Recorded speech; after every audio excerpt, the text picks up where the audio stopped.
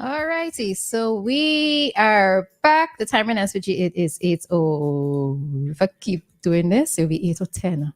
I'm gonna wait a few seconds, all right? So I could actually say the count. It's 8:10, all right? It's 8:10 here in SVG, and you are back with us for another activating morning session.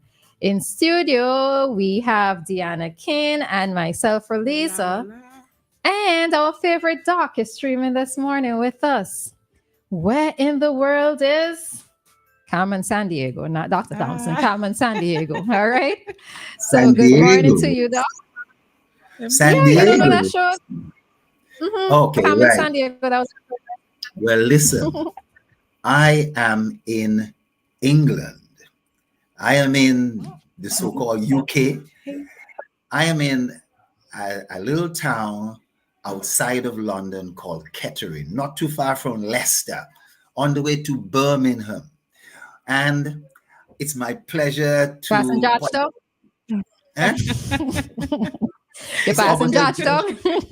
Oh, it's a real pleasure. Technology allows us to be anywhere in the world, and the show must go on. You know what I mean? So I'm here Amen. and ready. I'm ready to participate. It's a little rainy, as you would expect in England. It's a little chilly, but the weather has actually been nice.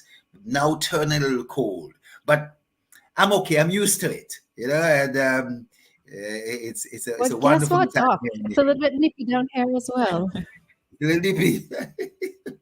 It's a little All right. nippy. Yes. Down here. You know, it's interesting. I was listening to Mr. Weeks earlier. That's a fascinating thing, you know. Down in you're right, a lot of these places named after estate owners. Fichus named after Alan Fichus. But people like Chateaubriand is really named by the French, Castle of Good Air. Castle of Good Air, Chateaubriand. And the other very interesting names, and so we're not going to go into that, but somebody needs to do a little work on that, because I think it's historical, it's cultural, and it'll go along. It may be something for road mass or for one of the mass tents, and so to do. It'd be very interesting. Yeah, I even thinking on it, just have maybe like a book that states all the names of the villages or communities and the origins of it. Like I would like to be able to read through something like I didn't even know we hear Fitzhughes, but I've never stopped and thought about it being a person named Fitzhughes.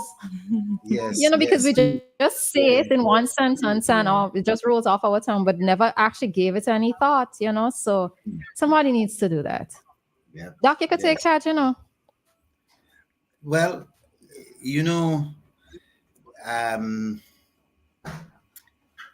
I am doing something, not along the same line, but we have to wait for the writing to really flow, and I don't want to announce it, because people would start asking me, how come you haven't done it yet? So, when you're ready, when you've completed it, and so it's going to be something very, very interesting.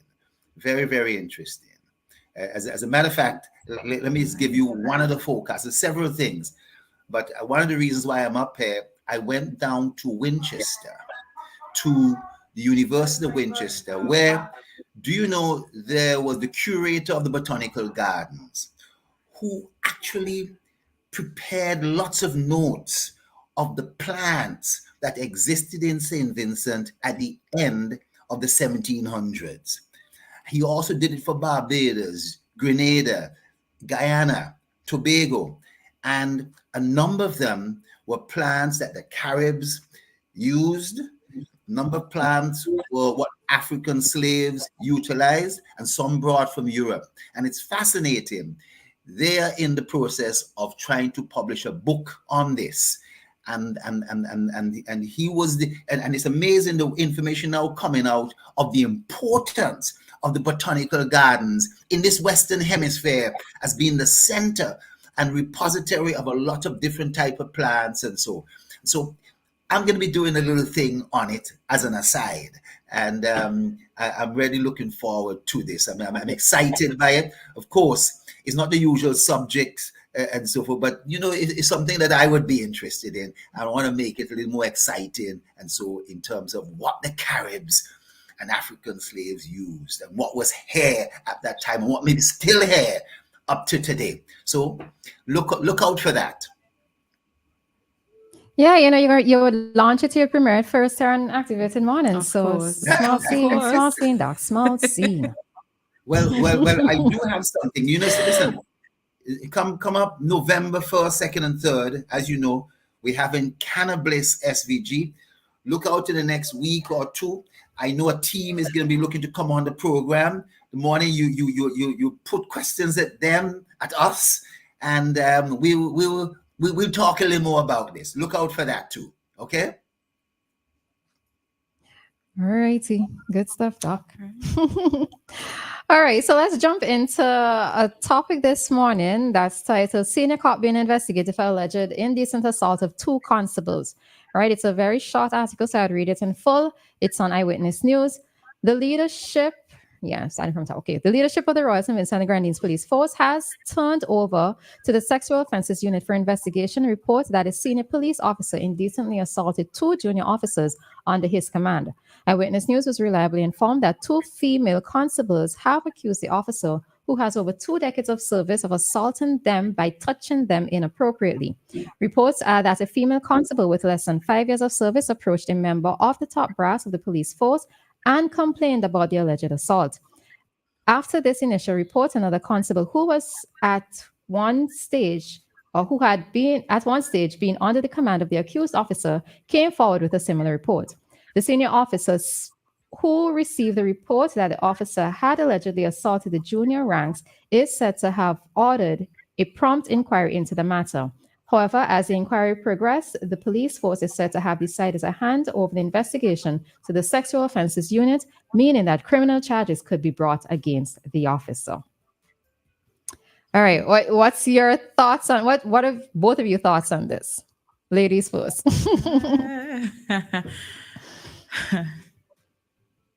Let me just say that I am pleased so far to know that the issue was brought to light, but not that it was just brought to light, but they're investigating this matter. When I read this, I couldn't help but remember a conversation we had with the officers of the PR department, So I'm glad that hopefully something serious will be done. I'm glad that the issue was brought up and they saw the need to investigate the issue. Looking forward to some more information coming out of that one. That's all I want to say for now.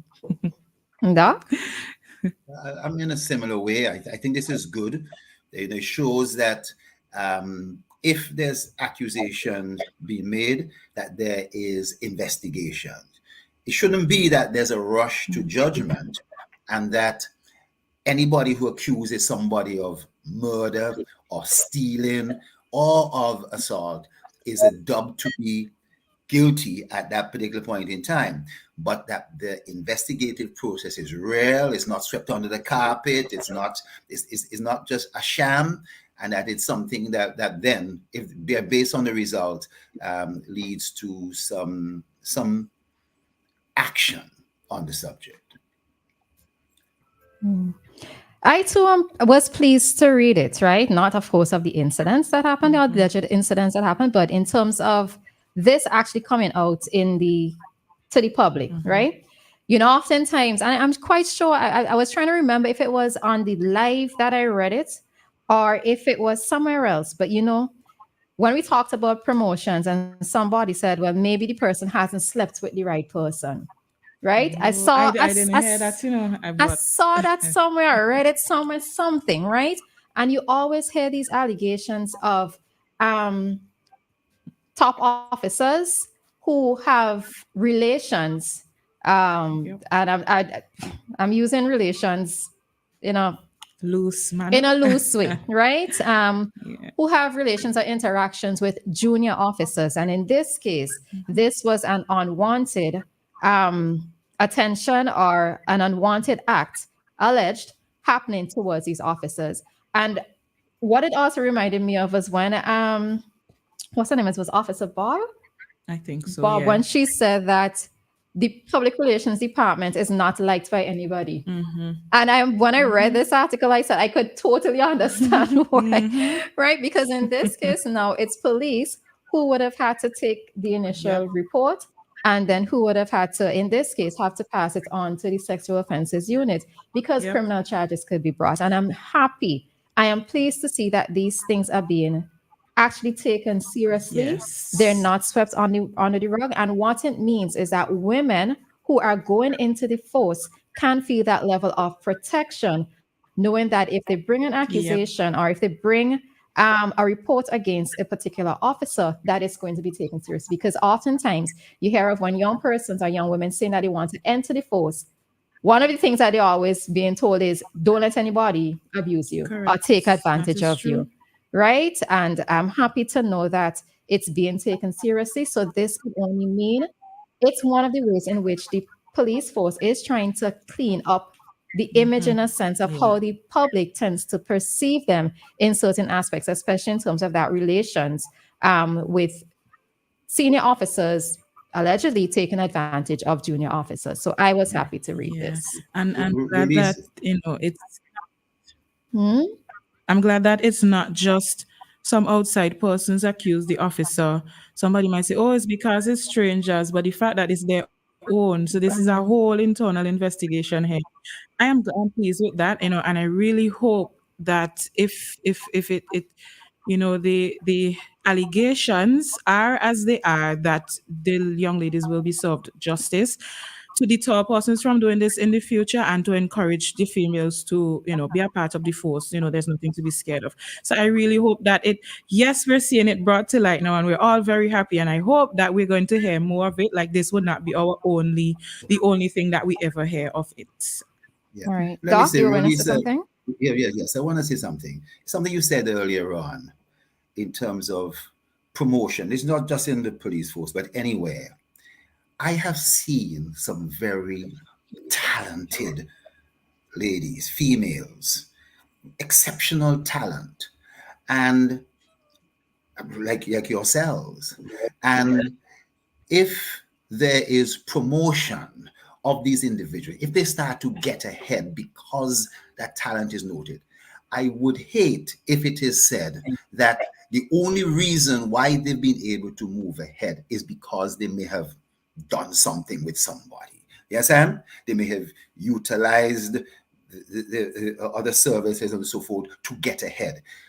I'm not necessarily saying that may not take place, but we all have to be careful that talent, whether that talent is fully evident to everybody, and there would always be some little jealousies here and there from one person who may have felt that because they may be a little more senior, they should have gotten it. But recognizing talent and potential and so forth is also very important. And so I just want to bring up that particular angle, that any claim in any profession that somebody has gotten ahead because of that, which sometimes is said to climbing the ladder, is usually not the case. And I want to bring that out. Yeah, which is true. I mean, there are times or instances when a woman climbs the corporate ladder, or whatever organization that is one of the things that persons say, especially persons who may be jealous of the woman, Yeah. or who may not, especially men who do not think that they should have a female boss. There are instances when that can be said, but we have to face the fact of what we've been hearing, especially here in SVG for several years. And this is why, for me, having it come to the public's attention is important in this instance, right? Because it has always been a talk around the town. People say this, people say that, and yeah, it's just one of those things that I'm happy that, and it probably should not have necessarily taken this long, but I'm happy to see that the force is trying their best to clean up the image that, or the perception that the public has of certain things that happen within the force, or is alleged to happen within the force. Yes. It is. I think it's just so unfortunate that we have to have these discussions in the first place. Because as I read this and as we're discussing this, I'm also remembering that song we were talking about the other day, singing Sandra Die With My Dignity. And I just keep this thing just keep playing over and over in my mind. And I'm thinking, why should we even have to have this conversation in the very first place? Why did any man ever think? I mean, I could answer the why probably, but still, why did they even think it was okay to exploit us like this? Why is this even a problem we have to face? Yeah, but But remember too, women were not necessarily involved in the workforce itself. well, all of that too, And circumstances or economic situation would cause some women to enter the workforce. And I mean, some women want and to that's the enter, thing, and the fact that that men took advantage of that, because you saying obviously, past tense took? well, take, yeah, I know, right? Take the fact that men would take advantage of the fact that there's a vulnerable person and she needs this. So I mean, Yeah. Yeah. And it's also from a historical point of view, what we were talking about, the Allen Fitus and the estate owners and so forth. It's fascinating, and we see this in a book coming out, I think, by the historians, Cleve Scott, Dr. Fraser, and so forth, that in terms of after the abolition, I'm sure this happened also before the abolition of the slave trade, and abolition of slavery and emancipation. But in that particular period, it's fascinating how estate owners, landowners, this wanted to breed up their own people, and the abuse and so forth of women that took place, and I think that's really as we harken back to that earlier discussion of the estate. So as we talk about knowing the names of the estate owners and so forth and why, we should also say that those guys were actually terrible people too, you know what I mean? In terms of the slavery and the abuse and so forth that took place in terms of women in particular, as well as the profound issues of slavery itself.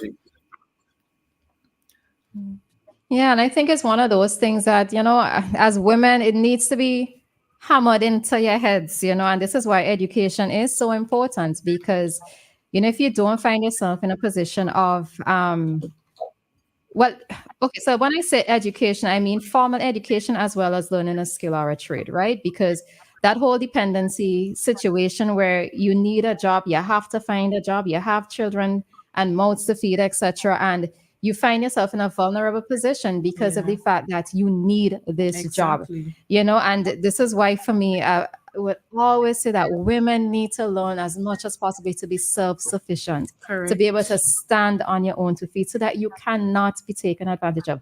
And parents, allow your children, especially your girl children, to have a voice, because if you feel as if you say something that you have to be timid, you're not allowed to express yourself. That's the society we grew up in, that teaching or telling children who are outspoken that they're being rude. My friend and I, we discussed this not too long ago. When you sit down and you look back on half of the things, they weren't being rude. So basically, we are taught to be quiet, and so you grow up, and it takes some extra thing within you to try and step outside of that, especially when that's what you've been taught your entire life. Allow children to speak up. My son is very outspoken. I mean, that's some of the things he say he probably shouldn't be saying. But there are times when he would say certain things, and my Caribbean mind, the way that I grew up, my first thought is, boy, this is rude. But the Dianna that wants to break generational curses, so to speak, I would sit and examine it and say, was it rude? Why would you say it was rude? And sometimes when you do that, you realize the child wasn't rude, the child was making a point. But we just grew up in this way. The minute you speak up for your own rights, you are being rude. So I think that is something we cultivating from small in if not St. Vincent, only the Caribbean. But that's one of the things I've always said, that I love outspoken children. I want to be able to enter. I don't care how old this child is. The child could be 4, the child could be an older child. I like to be able to relate to them or to speak to them on a particular level. And if you're upset with something that I've done, let me know. Exactly. I have absolutely, because at the end of the day, they are still human. And I do not want, especially for girl children, to grow up as feeling as if they have to be silenced. if you think that you have to be silenced, it means that whenever certain things happen in your life, you're not going to want to speak up, And that's what we because see happening. that's what's already ingrained or indoctrinated into you, that you have to accept whatever Yep. happens. You cannot speak up because you do not know what the backlash or what is going to come And out that's of the it. thing to the backlash. A lot of times women speak up and we woman self. We bring full force down on them. Why is only now yet? And that's probably one of the issues too. Not being taught to speak up. Sometimes it takes so long to speak out. And I hate to see this when a woman finally speaks out. Other women there, oh, why is only now? And what? But you know, that's what I actually got from out of the article. Though I don't know if I read it correctly or interpreted correctly. One person spoke up, and then another person spoke up afterwards. So I'm not sure if the bravery what or the happens, confidence came from having the person, having the first person speak up, and then it follows suit. So, all right. So we are going to have to jump out at this time, Doc. And we will be right back because we have to take a call from Coast at this time. All right. So we'll be back. probably it. Yeah, that's the call. So good morning. Good morning. This is Amigo calling from Costa Rica. Good morning, amigo. Buenos dias. Bien. All right. I don't even know how to say beautiful in Spanish. Bonito? Yeah. All right. Bonito. Yes. Okay, so, Costa Rica is in the building once again. We have to come in and give you all our weekly updates, inform the general public of the